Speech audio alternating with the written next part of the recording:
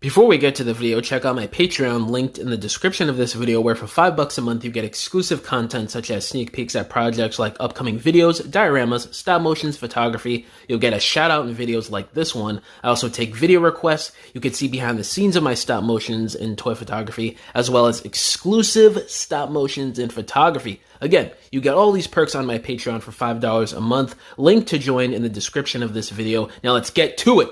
Alright, you guys. So, as you can tell by the title of this video, a discussion here that I've been thinking about for a little while now, and a lot of people have been bringing up in the community recently, the last year or so, since Studio Series 86 has been trekking along and really checking off a lot of these characters that appeared in the movie, whether it's redos or figures that haven't been made in years or repaints. They're facing a character problem, and this is something that I've been covering here on the channel for close to a year now, and it's the future of Studio Series within getting G1 figures and the 86 subline as a whole. Because if you look at the checklist right now, they're nearing the end, especially with what's being released this year. I mean, after this year, it's really only concept art characters and a few select characters that either haven't been made yet or they need a redo because their figure is a little outdated. I'm looking at you, 86 RC Cup, Perceptor, and hell, I mean, I'd even say Scourge to a degree in Galvatron. So yeah, there's a lot that they could improve on, but there's also a lot that is leaving room for what are they going to do next after this year. And obviously I've talked on the channel about the comic subline that's coming out, Studio Series 84 that Hasbro's been talking about doing since last year, among many other things that has come out via news or rumors, leaks, or Instagram DMs or interviews between the Hasbro Transformers workers that I've covered here on the channel recently. A bunch of different information we've been hearing, but we're really going to have to wait and see on what actually happens in the future, what they finally decide on. I feel like if they go in the direction that I think they're going to go in, with the information that I've been covering in recent months, this could just turn into a catch-all of, okay, you're going to get the occasional 86 figure, the occasional G1 cartoon figure, the occasional G1 comic figure, the occasional G1 toy-only figure that you haven't seen a redo of in the modern era ever, and their last figure was in freaking 1988. There's plenty of characters with that example that I just said, so I think that's going to be the future of Studio Series in G1, especially since they've realized how lucrative cartoon accurate or just like really sort of premium mainline chug G1 figures have been selling the last few years with the 86 subline.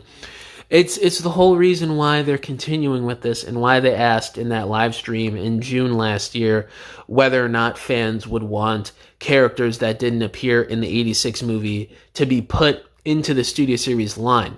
And, people voted, and it overwhelmingly won that, yes, people want to see characters from G1 that weren't in the 86 movie get made in Studio Series. I think if you were to get an 86 Unicron, you would get that for like the 50th anniversary of the movie, because they still want to, save with the HasLab Unicron that released a few years ago. Still make those backers feel special and everything like that.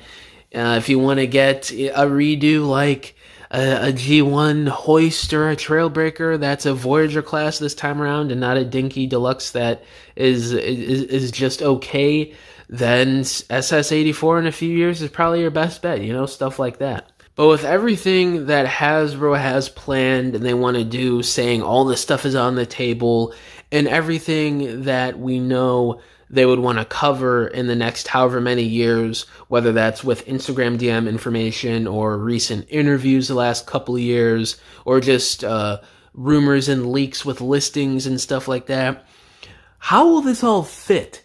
And how is this all going to play into us getting some of these 86 movie redos or these G1 cartoon redos that Hasbro's been talking about doing?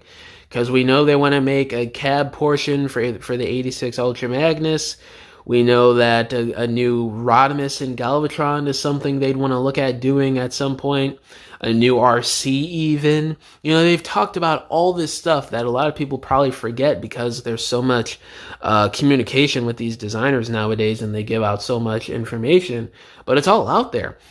And I'm just sitting here thinking, like, what is the future of these 86 characters when there's all this stuff already in the pipeline and, you know, balancing out getting stuff that's not G1? Because I'm being real with you guys, I'm more of a other eras of Transformers fanboy. I'm not like a diehard G1er. I'm not only G1.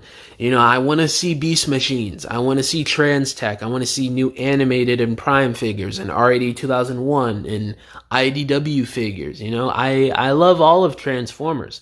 Some more so than others, obviously. But, you know, all these opportunities that Hasbro is talking about opening up just within Studio Series alone, you know, getting all these video game characters and concept art characters from the movies or the cartoons or the 86 movie and everything like that. It kind of worries me that with this 86 character problem, are they just going to go balls to the wall and just do everything over again, which is probably what they're going to do. You know, you could already see I've made videos on the aesthetic changing in the 86 subline, being more cartoon accurate, less greebling, the scaling shifting the last couple of years where certain characters are bigger than others, which means, you know, they're still opening the doors for redos of these characters in the next few years down the line. So it's really just a ploy on us just being strung along for constant redos, re-releases, repaints, remolds, any you can think of. Hasbro is planning it with these characters. You know, it's kind of ridiculous, but I mean, I guess that's just the name of the game, unfortunately, that we've been seeing for the last however many years, and it's probably never going to end, unfortunately. And it plays into this big question that's going around right now. How long will Hasbro be able to sustain with these current prices and what you're getting with these Transformers with these constant redos the last few years? I mean, you look at the amount of redos you've been getting since like 2020 on a lot of these characters, whether that's in regular generations or Studio Series 86 or whatever, exclusives and stuff like that. And it's like, dude, we used to wait at least a little while between getting a new like G1 inspired Megatron or Bumblebee or Optimus, and now it just seems like every 2 years, here's your new G1 Bumblebee. I mean, you look at the last couple of years, you've had Origins Bumblebee, the last couple re-releases of like the Earthrise mold on Bumblebee, whether that's with the Volkswagen or the Cliffjumper one. You have the Devastation Bumblebee now releasing this year. You had the 86 figure that got a couple releases last year and the year before. So that's a lot of Bumblebees the last couple years. You look at Bumblebee representation prior, and he was getting a figure like every 5-6 years, I'm pretty sure, in, you know, the collector generations line at the time. And it just seems like Hasbro is just going balls to the wall with these characters, and you know, unless the people stop buying, there's going to be no stopping it. It's probably going to get a little bit worse as time goes on. But you know, I want to be optimistic because there's still a lot of great figures and characters that could be made. Because I'm thinking about things through the lens of expanded G1 lore. I'm not just thinking about seasons 1 through 3 or 1 through 4 of the cartoon in the 86 movie. I'm thinking about the comic books, the toy-only characters, you know, that later portion of G1, Japanese continuity of G1, and there's a lot that's still missing. So I hope Hasbro taps into that even more than they already have been the last couple of years, especially with these opportunities opening up with the 86 characters dwindling and bringing in more G1 characters into the Studio Series line. So hopefully they go that route and, you know, they do these redos of characters. They kind of space them out a bit better than what we've been seeing recently. And, you know, we get some other G1 cartoon characters or 86 concept art characters that will make for some really interesting figures before getting another 86 movie Hot Rod or Megatron or Optimus. You know, they've been talking about doing that Titan class squid from the movie, would be really cool. I remember covering that in an interview a couple months ago, how they've been talking about making that Squid at Titan class. I mean, there's still so many possibilities. My whole worry is just that, are we going to be caught up in this cycle of constant redos now? Because, you know, let's be real, G1ers are some real money-hungry plastic whores. They'll buy any G1 figure Hasbro makes at this point, unfortunately, which is why Hasbro's doing what they're doing. And because of that, will we miss out on valued time of, you know, not getting redos or figures of characters that haven't had figures made in literally decades from just G1 alone, you know? But yeah, guys, let me know down below. How do y'all feel about this topic of Studio Series 86 facing a character problem and dwindling down and turning into something else that could be good for the future, but also can be bad for the future in terms of just getting constant redos and repaints and re-releases of the same characters over and over again? But yeah, all my social medias are linked down below: Instagram, Twitter, Facebook, email, all that good stuff. And yeah, guys, thank you for watching this video. Catch y'all in the next one. Bye.